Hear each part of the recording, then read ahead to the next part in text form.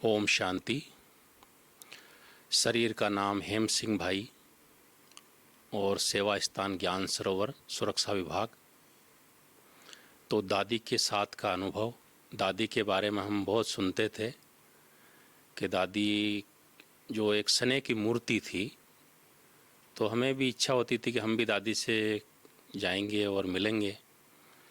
तो जो सबसे पहले मुझे दादी के साथ मुलाकात हुई तो वो इस प्रकार से हुई कि जब मैं यहाँ आया था सेवा के अंदर, तो मैं बाबा से कह रहा था कि बाबा मुझे समर्पित होना है, लेकिन कहीं कुछ समझ में नहीं आ रहा था कि भाई किसको बोलें।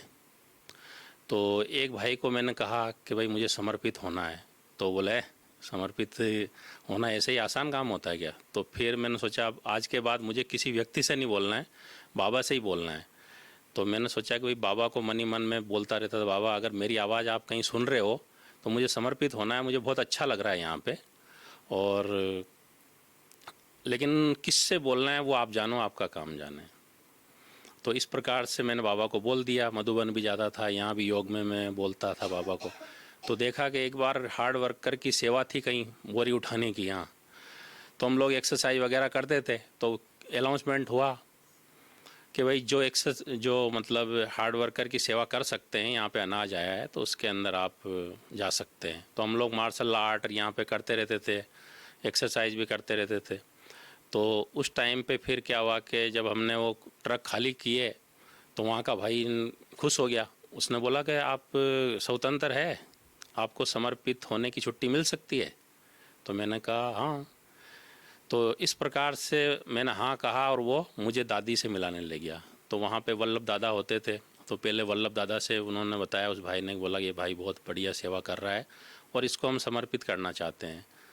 फिर दादा ने दादी से मिलाया, बोला कि भाई ये हेम सिंह भाई है, राजस्थान के ही है और ये बहुत ही अच्छी सेवाएं कर रहे हैं। तो दादी ने बोला अच्छा आप समर्पित होगे? बोला हाँ दादी। बोला सोचा आपने? बोला हाँ दादी मैंने सोचा। तो बोला घर से छुट्टी मिलेगी? तो मैंने कहा दादी घर से भी छुट्टी मिल जाएगी। तो फिर मैंने दादी को कहा मैं तो बाबा से यही कह रहा था कि भाई मुझे तो समर्पित होना है, लेकिन कैसे होना है? तो जैसे कि बाबा ने घुमा फिरा के आपके सामने ले आए। तो दादी भी खुश हो गई।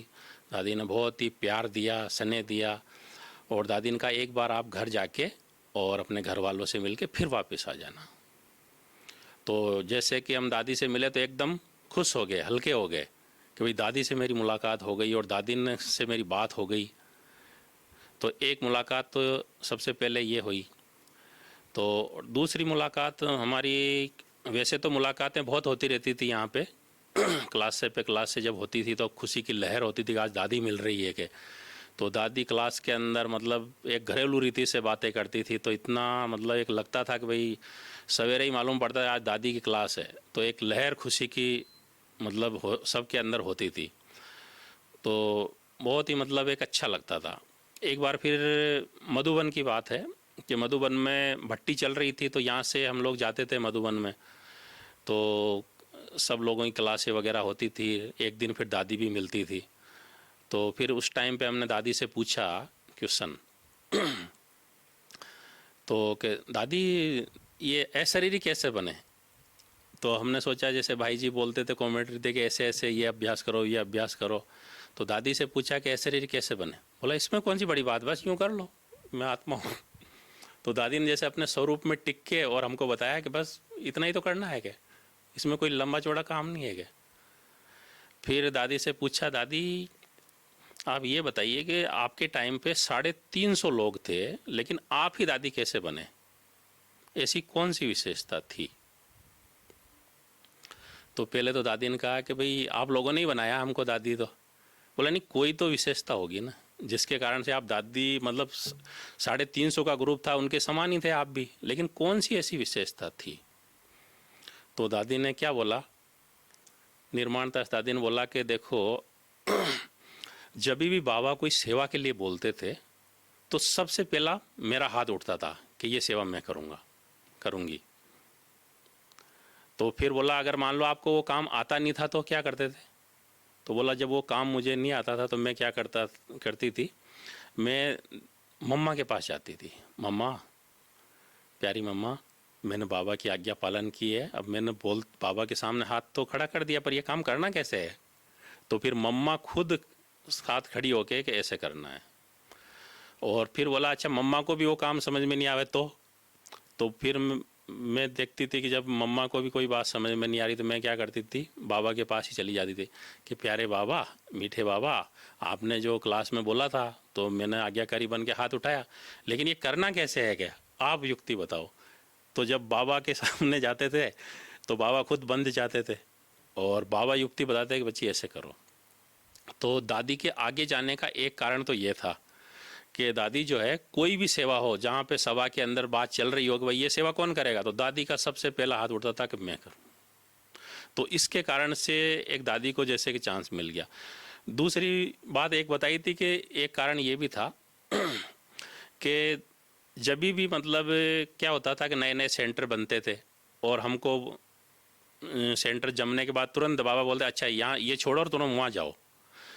तो अब जब पूरा सेंटर जमा हुआ है, सब कुछ सेटअप है, और फिर एकदम बोले कि आप जाके वहाँ पे फलानी जगह जाओ जहाँ पे गांव हो या कहीं नया सेंटर खोलना है, तो हर एक को थोड़ा सा लगता है कि भाई ये तो पूरा संगठन जो क्लास है पूरी टूट जाएगी, या अंदर का होता है मेन तो कि भाई खुद का मोह होता है कि भाई मुझे वहाँ सम्मान मिलेगा या नहीं मिलेगा। लेकिन दादी ने हमेशा सोचा कि बस बाबा ने कहा और सब कुछ छोड़ के चल दिए। तो बाबा कभी कहाँ भेजता था, कभी कहाँ भेजता था। लेकिन बहुत सारी बहनें क्या करती थी कि जिनको जाना नहीं होता था वो बोलते थे कि बाबा ये सेंटर पूरा टूट जाएगा, ये सारे जिज्ञासु मेरे बिना वो हो जाएंगे, ये हो जाएंगे। या फिर कभी अपने स्वास्थ्य का हवाला देते थे कि बाबा मेरी तबीयत ठीक नहीं है, आदि आदि बहाना करके। तो बाबा कहते अच्छा भाई तथास्तु, बैठे रहो वहीं।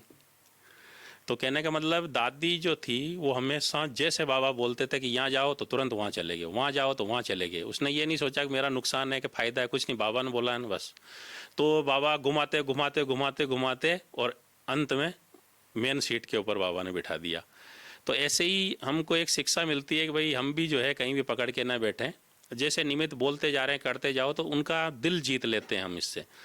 और फिर बाबा ने जैसे उनको उस टाइम तो हो सकता है कि उनको लगता होगा, दर्द भी होता होगा, दादी अभी तुरंत दादी अभी अभी आई बोला जाओ फलानी जगह, तो अब जाना थोड़ा सा लगता तो है, लेकिन उस टाइम चले गए तो बाबा ने उनको मेन सीट दे दी। तो कहने का मतलब ये है कि अगर हम ये बातें ध्यान रखें, जो दो धारणाएं हैं, तो हम भी जीवन के अंदर बहुत छोटे होते भी हम आगे जा सकते हैं।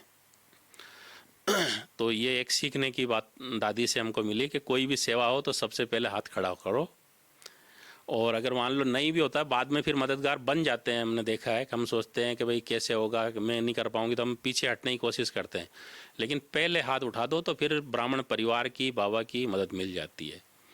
और कहीं भी मतलब हमको अटकना नहीं है, बेहद में रहना है। अगर ये दो धारणाएं जो दादी ने बताई थी तो हम भी जो है इस प्रकार से जीवन के अंदर आगे बढ़ सकते हैं।